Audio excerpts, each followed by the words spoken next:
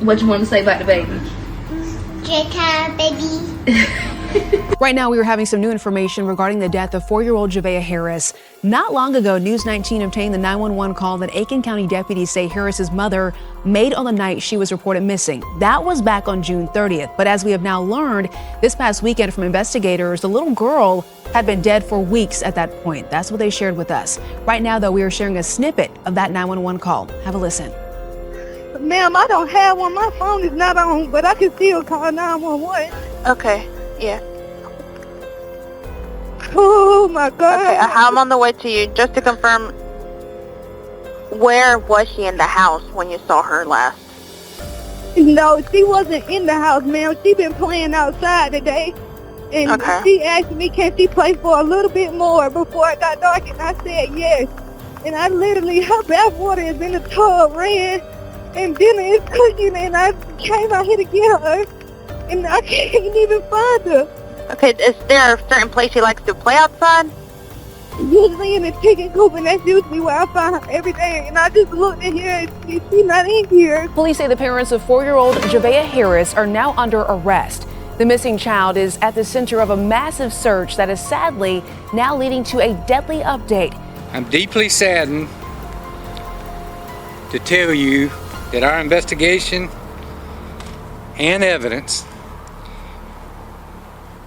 leads us to believe that 4-year-old Javeayah Harris is deceased. It's the outcome that we all feared, and sadly, it's the outcome that we must face. For 4 days, an entire state searched for a 4-year-old girl. Helicopters circling overhead, drones sweeping the tree line, K-9 units cutting through more than 3,000 acres of South Carolina brush. The FBI got involved. So did state police. A local church opened its doors and became a command center before sunrise, feeding search crews, keeping them cool in the heat, giving them somewhere to gather before heading back out to keep looking. Her parents cried on camera. They gave reporters her description down to the smallest detail. Pink beads braided into her hair, a pink Minnie Mouse shirt, little Crocs on her feet. Her father sat for an interview and said the not knowing was killing him. Thousands of people across an entire region learned her name. Digital billboards carried her photo along the highway. Strangers who never met her prayed for her safe return. It's sad. It shouldn't happen. And just a 4-year-old, you know, it's just sad that a 4-year-old is just taken missing, and just, you know, we were looking for her to come up, found some kind of a way, but unfortunately it was just a bad circumstance. And then, on the 4th day, the sheriff walked up to a podium and said something almost nobody watching was prepared to hear. She hadn't been missing for 4 days. She had already been gone for a month. I'm deeply saddened to tell you that our investigation and evidence leads us to believe that 4-year-old Javeayah Harris is deceased. It's the outcome that we all feared, and sadly, it's the outcome that we must face. And the 2 people who called 911 to report her missing, the 2 people the entire search had been built around trusting, they were the ones investigators now say knew exactly what had happened to her the whole time. This is the story of Javeayah Harris. Let's get into it. Before this became a case, a search, a headline, Javeayah Kemauni Harris was simply a little girl, 4 years old, 3.5 feet tall, 42 pounds. Small enough that everything you're about to hear should feel heavier because of it. People who knew her describe a bright, chatty little personality, the kind of child who talked more and more clearly than most kids her age. She loved Minnie Mouse. She loved being outside, chasing the family's chickens around the yard in the South Carolina heat. Neighbors who'd seen her around described a polite child. Yes, ma'am. No, ma'am. The kind of manners a parent takes pride in. The kind neighbors remember specifically when asked to describe a child later. She lived with her parents in a quiet stretch of Aiken County near Hillsborough Street and Ridgecrest Road. It's the kind of neighborhood people describe as ordinary in the most reassuring way possible. Modest homes, long yards, families who've lived there for years, kids who are still allowed to play outside until the streetlights flicker on. The kind of block where neighbors know each other's routines well enough to notice when something is off. Her parents were young. Her father, Johmarea Harris, was 23. Her mother, Michilae Herring, was 22. On the surface, an ordinary young couple raising their daughter in an ordinary town. The kind of household a neighbor waves to without a second thought, never imagining what might actually be happening behind that front door.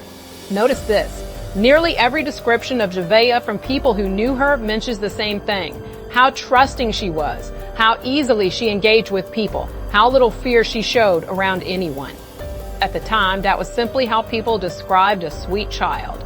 Looking back, knowing what we know now, it reads very differently, because the people closest to her, the ones she trusted the most completely, were not the strangers anyone warned her about. If a child in your life were suddenly gone for weeks and no one outside the household noticed, what do you think it would take for someone to say something? Drop your answer in the comments. We'll come back to this question later, because it matters more than you'd think. It's worth pausing here on something child welfare advocates have said for years, something that applies far beyond this one case. Children, this young, rarely have the words or the safety to describe what's happening to them. They depend entirely on the adults around them, parents first, but also neighbors, relatives, anyone paying close attention, to notice when something isn't right. A 4-year-old can't call for help the way an adult can. She can't reach out to a friend, post a warning online, or drive herself somewhere safe. Her entire world is defined by the adults who are supposed to be watching over her. That's what makes the quiet parts of this story, the parts that happened long before any 911 call was ever made, so important to sit with. Somewhere in the weeks and months before June 30th, something was already happening inside that home. And for reasons this case will eventually have to answer in a courtroom, no one outside those 4 walls stepped in soon enough. On a Tuesday evening, sometime around 8:15 p.m., Javeayah's parents told deputies their daughter was gone. Not lost somewhere far from home, gone from her own yard, the one place a family is supposed to be safest. According to the initial incident report, Javeayah's mother said she'd last seen her daughter around 8 p.m. playing with the family's chickens, wearing a pink Disney shirt, shorts, her signature pink hair beads, and her Crocs. Her father told investigators a different piece of the timeline, that he'd been out that evening, running a string of errands, stopping at a laundromat for close to an hour and a half, moving between what he described as a few different stores before returning home around 9 p.m., arriving just as the search for his daughter was already beginning. Within hours, this stopped being a quiet local matter. The Aiken County Sheriff's Office made calls that brought in the FBI. The South Carolina Law Enforcement Division joined next. Search and rescue teams fanned out with K-9 units, drones, and helicopters, working to cover an area that would eventually stretch past 3,000 acres. Some of it searched on foot, some scanned from the air, hour after hour, in punishing South Carolina heat. Bethel Baptist Church, just around the corner from where the search began, opened its doors to become the operations command post. Investigators gathered there before dawn each morning to organize the day's search. On at least one occasion, before crews headed back out, officers stood outside the church and prayed together, a quiet moment in the middle of an increasingly desperate search. Digital billboards along the highway started carrying Javeayah's photo, asking anyone with information to come forward. Roadblocks went up near the search zone. Deputies stopped cars, asked drivers questions, searched vehicles when needed, chased down every tip that came in. Some nights not finishing until well after dark. To anyone watching from the outside, this looked like exactly what it was supposed to look like, a community and an entire state throwing every possible resource behind bringing a missing child home alive. Local news crews camped near the search perimeter, giving hourly updates. Reporters described drone footage combing dense brush. Community members who had never met the Harris family before that week showed up anyway, bringing water for search teams, offering their own trucks and ATVs to cover ground faster, walking sections of woods themselves alongside deputies. Social media accounts across the region shared Javeayah's photo thousands of times, tagging her description, asking anyone traveling through Aiken County to keep an eye out. For 4 days. This was, by every visible measure, a textbook example of a community rallying completely around a family in crisis. That is the story everyone believed. If this is the kind of case that keeps you watching until the very end, that's exactly why this channel exists. Hit subscribe now, because what you're about to hear completely reframes everything you just watched unfold. As the search stretched into its second, then third day, something quieter was happening alongside the helicopters and the drones. Investigators weren't only chasing tips about where Javeayah might be found. They were listening carefully to the people who knew this family, this street, this household best. And what they heard from neighbors didn't match the story unfolding publicly. Multiple neighbors near the search area told reporters something unsettling. They hadn't actually seen Javeayah in months. Not weeks, months. One neighbor, who said she'd lived in the area for years and knew most of the families and children on the block, put it plainly. She couldn't understand how a little girl could go missing from a yard she and her neighbors passed by constantly, when she couldn't even remember the last time she'd actually seen that child playing outside.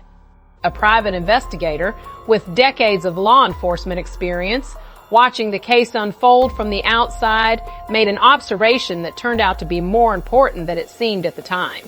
Even as the visible ground search appeared to slow, fewer boots on the ground, fewer helicopters in the air at any given hour, the real work of the investigation was quietly moving somewhere else entirely, into interview rooms, into phone records, into the digital footprint every modern family leaves behind, whether they realize it or not.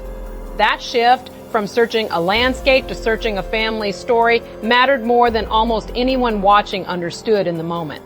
Notice this. The sheriff would later reveal that investigators had actually been running 2 separate operations from nearly the very beginning. One team searched the physical search zone the public could see. A second team worked an entirely separate line of investigation, off-site, away from cameras, away from headlines. The public was only ever shown one half of what was actually happening. By the time that second team's work caught up with the first, the entire framing of this case was about to change completely. If you were investigating this case in real time, which thread would you have pulled first? The timeline the parents gave, or the silence from the neighbors? Tell us in the comments below. On the 4th day, Aiken County Sheriff Marty Sawyer walked to a podium to deliver what he told the room was the hardest announcement of his 36 years in law enforcement. He said the investigation and the evidence now led investigators to a devastating conclusion. Javeayah was no longer alive and had likely been gone for at least a month already, which meant that by the time the 911 call came in on June 30th, reporting her missing, it was already far too late to save her. He chose his words carefully. He don't reach for the word murder. He described an outcome everyone had feared, one the community would now have to face together. But the next part of his statement removed any remaining ambiguity about what investigators believed had actually happened inside that home. He announced that both of Javeayah's parents had been arrested. Her father, Johmarea Harris, was charged with homicide by child abuse.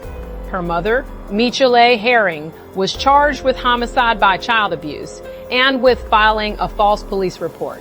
Sit with that second charge for a moment, because it changes everything about how this case should be understood. A false police report charge means investigators do not believe Javeayah simply vanished from her yard on June 30th. It means they believe the 911 call reporting her missing was never really the beginning of anything. It was, according to the case now being built, an attempt to control the story, to buy time, to redirect an entire community's attention towards searching a landscape for a child who was never going to be found there. Federal investigators who had spent days working alongside local deputies stood at that same podium and shifted their language completely. This was no longer a search and rescue mission. It was now, in their words, a pursuit of justice. Justice for a 4-year-old girl who deserved so much more than what she was given by the 2 people who were supposed to protect her more than anyone else on earth. for 4 days, an entire state had searched a landscape. It turned out the truth had been sitting inside a house on Hillsborough Street the entire time. The sheriff took a moment during that press conference to thank nearly every agency by name: the FBI's Columbia Field Office, the South Carolina Highway Patrol, the State Law Enforcement Division, sheriffs from neighboring counties who had no obligation to help but showed up anyway, volunteer fire departments, emergency management crews who opened a command center before dawn each morning. He thanked the media for helping spread Javeayah's photo. He thanked the community for tips, for donated food and water, for what he called countless acts of kindness throughout the search. Reporters in the room described a visible shift in the sheriff's demeanor as he spoke, a man who had clearly hoped, like everyone else, that this press conference would end with different news. Community members who had spent days searching alongside deputies described hearing the announcement and needing a moment before they could process it. Within hours, a vigil was already being organized for a little girl who, investigators now believed, had never actually been missing at all, only unaccounted for by the very people who should have protected her. Here is what makes this case different from almost every other one we've covered on this channel. Even after both parents were arrested and charged, Javeayah still had not been found. Investigators shifted the entire search operation away from Aiken County, focusing instead on an area of interest roughly 2 hours north, near W. Terry Creek, close to where Chester and Fairfield counties meet. Public access to the creek area was closed off entirely. Flight trackers showed a South Carolina Law Enforcement Division helicopter making repeated loops over the region for hours at a time. Search crews described the terrain as dense, difficult, waterlogged, the kind of place that requires specialized equipment and enormous patience to search properly, section by section. In the days that followed, that search only intensified rather than winding down. Search boats were brought in. The South Carolina Department of Natural Resources joined the operation on the water, working alongside state investigators to comb the creek itself. Meanwhile, both parents were brought before a judge for separate bond hearings. Both were denied bond. Michilae Herring in particular was ordered held without bond, in part specifically because of the false police report charge against her. During her hearing, in one of those strange, almost unbearably human details that surfaces in every case like this, she told the judge she worked for a company called Transcom, paid bi-weekly, earning roughly $1,300 a paycheck. A small, mundane fact sitting right alongside an accusation almost too heavy to comprehend. And then came the detail that erased whatever ambiguity remained. According to newly released arrest warrants, both parents confessed. Notice this. As of the most recent reporting on this case, Javeayah's remains have still not been recovered. This case does not hinge on a body being found before the truth becomes clear.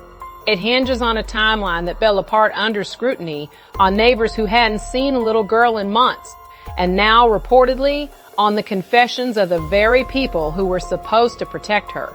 If you were still out on that search team, weeks in, knowing what investigators now believe, what do you think would keep you going back out every single day?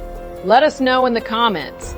Deputies also spent this stretch of the investigation working the road network around the family's neighborhood, stopping cars leaving the area, asking drivers questions, checking for anything that might connect back to the timeline investigators were building. Every vehicle exiting certain roads near the original search zone was stopped and checked for a period of days, a level of scrutiny usually reserved for the earliest, most urgent hours of a missing child case, not weeks into an investigation. It's a detail that, at the time, seemed like ordinary due diligence. In hindsight, it reads as investigators quietly closing every possible gap before making an announcement they clearly wanted to be certain of. Legally, this case is still in its earliest stages. Both parents are currently only accused, not convicted. No evidence has been tested in front of a jury yet, and that distinction matters. It's one this channel will keep making as the case moves through the courts in the months ahead. But some parts of this story are already impossible to unsee, regardless of what a courtroom eventually decides. An entire community, sheriffs from counties with no obligation to help, FBI agents, state police, volunteer fire departments, ordinary neighbors spent days searching thousands of acres for a little girl who, according to investigators, had already been gone for weeks before anyone outside that household ever thought to ask where she was. A father sat for a television interview just days before his own arrest and said that not knowing was killing him. Whatever those words meant in that moment, they land completely differently now. This case sits inside a pattern that advocates for child welfare have warned about for years, and one that too often goes unheard until it's far too late. The people closest to a child are not automatically the safest people for that child to be around. And when something feels quietly wrong in a household, when neighbors realize they haven't seen a child in far too long, when a story doesn't hold together the way it should, those instincts deserve to be taken seriously immediately, not months later, not after a search covering thousands of acres becomes necessary. Investigators, including the FBI's Columbia Field Office, have said their focus now is straightforward, pursuing justice for Javeayah, because that is exactly what she deserves. Not headlines, not a search operation, but simple, overdue justice. Cases like this one are, tragically, not as rare as any of us would like to believe. Child welfare researchers have long pointed out that the earliest warning signs of abuse inside a household are almost never loud. They're quiet. A child who suddenly isn't seen outside as often, a family that stopped showing up to places they used to frequent, a story about a child's whereabouts that shifts slightly every time it's told. None of those signs guarantee tragedy, but collectively, in hindsight, they are almost always present in cases like this one. That's precisely why community awareness and a willingness to ask a simple, caring question of a neighbor matters as much as it does. If you believe every child deserves that kind of attention and follow through long before a tragedy like this one unfolds, subscribe to MotiveX. We'll be following this case as it develops, including any updates on locating Javeayah and whatever comes next for both parents in court. As of this recording, several questions in this case remain unanswered, and it's worth naming them honestly rather than filling in the blanks with speculation.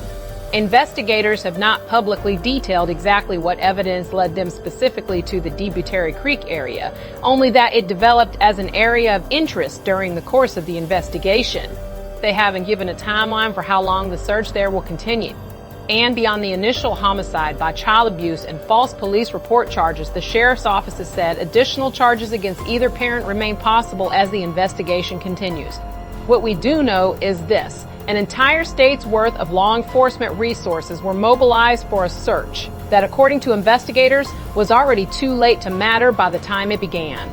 A 4-year-old girl's face traveled across digital billboards and news broadcasts throughout an entire region, and a community that showed up in extraordinary numbers, bringing food, water, prayers, volunteer hours, is now left holding the weight of a truth far harder to carry than the uncertainty that came before it.